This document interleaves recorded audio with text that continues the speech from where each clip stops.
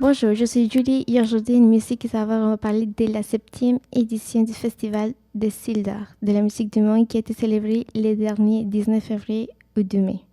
Cet événement offre la chance aux divers artistes de se faire connaître devant de nouveaux publics. L'événement réunit 36 groupes qui se sont présentés au club Balatu gratuitement.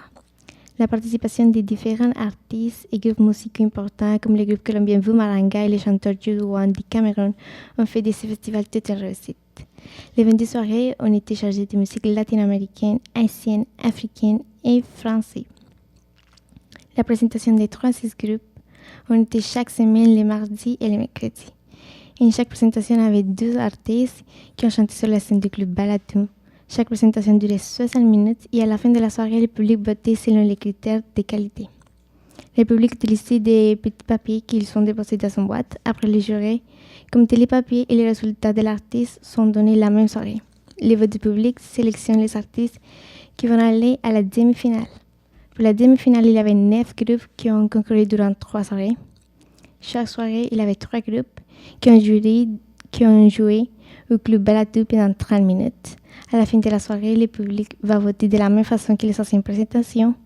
Mais la seule différence, c'est qu'il va y avoir un jury professionnel qui va aussi voter. Les votes du public et du vote du jury spécial vont donner les gagnants de la soirée. Ils vont passer à la grande finale.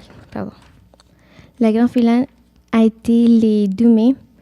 Puis il y avait seulement 3 groupes qui ont participé. Les artistes jouaient 30 minutes sur la scène du cabaret 2001. Cette même soirée, les gagnants ont été annoncés et maintenant on va écouter les groupes gagnants qui étaient un groupe colombien qui s'appelle Vumaranga et sa chanson Hormiga Tratra.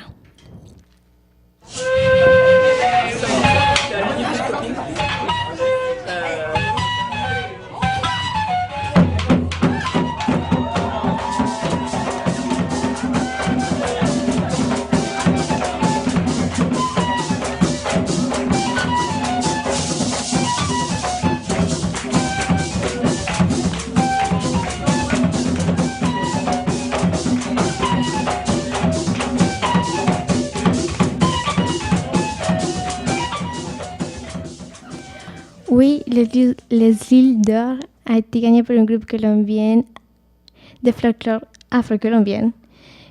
Puis les îles d'argent a été aussi gagné par un groupe colombien qui s'appelle Raíces Cañizón, qui c'est aussi un groupe de folklore colombien.